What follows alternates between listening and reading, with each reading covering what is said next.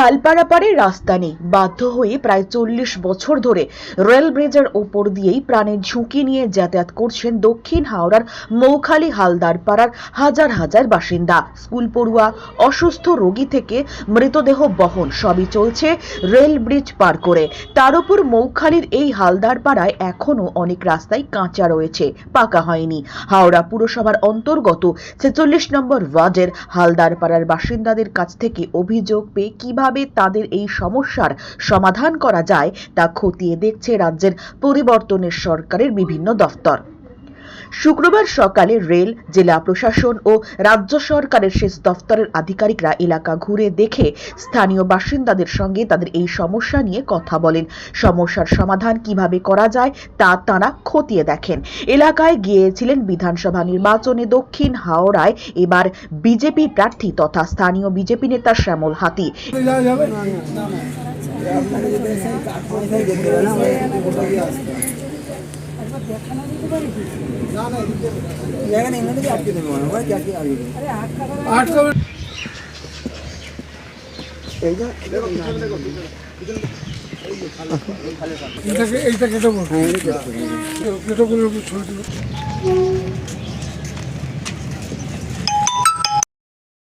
যোগাযোগটা আছে আমাদের খালের একটা ধার আছে, এই রাস্তাটা কি ধারটা কেটে বার করে দখল করে আপনি সাহায্য করছেন।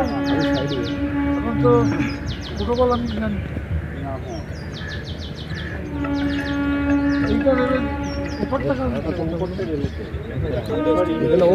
এদিন শ্যামল বাবু বলেন, প্রোগ্রাম যে দীর্ঘদিন ধরে 40 বছর ধরে মানুষ এই রাস্তাটার জন্য কষ্টভোগ করছে।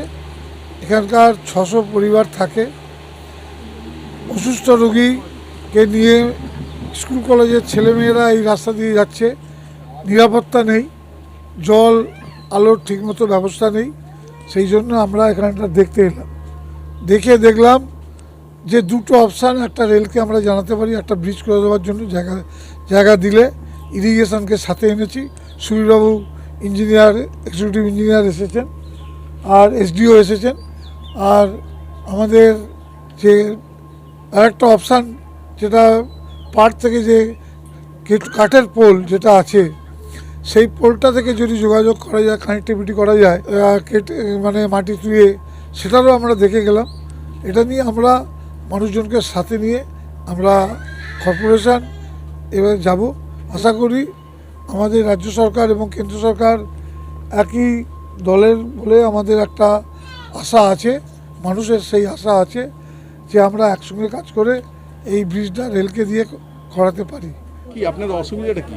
আমরা এখানে দীর্ঘদিন বাস করি, প্রায় 40-45 বছর। আমাদের রাস্তা নেই, জল নেই, কারেন্ট নেই, আমাদের খুবই কষ্টের মধ্যে আমরা বাস করি। তো পেশেন্ট অসুস্থ হলেও যেতে পারে না, ছোটো ছোটো বাচ্চারা স্কুলে যেতে পারে না, আমরা গিয়ে দিয়ে আসি। তা আমরা কাজের যাই, লোকের বাড়ি কাজ করে খাই। রেল লাইন দিয়ে যাই, রেল যাচ্ছে, রেল লাইনের ওপর দিয়ে মানুষ কাটা হয়ে গেছে, অনেকজন বাড়ির মহিলারা জল আনতে গিয়েও কাটা পড়েছে, মারা গেছে। এইভাবেই চলছে আজ 45 বছর। আমরা চাইছি একটা আমাদের ব্রিজ বানিয়ে দেওয়া হোক।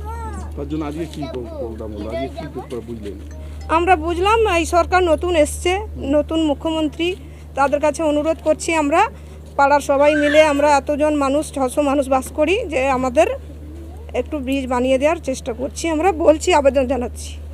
600 জন, 600, 650 এরকম মানুষ বাস করে। না, রাস্তাঘাট নেই, দীর্ঘদিন এভাবেই চলছে আমাদের। রিসেন্ট একটু প্রবলেম হচ্ছে যে আবার নতুন রেল লাইন চালু হওয়ার পরে এখন মেল ট্রেন খুব বেড়েছে। যে কোনো মুহূর্তে বাচ্চারা অ্যাক্সিডেন্ট করতে পারে, বড়রাও কোন সময় ট্রেন আসে আমরা বুঝতে পারি না, একটু আড়াল করে দাঁড়িয়ে থাকে ট্রেন, কোন সময় এসে যাবে কোনো সিগন্যালও থাকে না, যে কোনো মুহূর্তে প্রবলেম হতে পারে। হ্যাঁ, আমরা রেল লাইন ধরেই যাই, আমাদের কোনো রাস্তা, হ্যাঁ এটাই আমাদের রাস্তা। তার জন্য আমরা মানে একটু রিকোয়েস্ট করছি যাতে যত তাড়াতাড়ি সম্ভব ব্রিজটা হলে আমরা একটু বাঁচবো আর কি।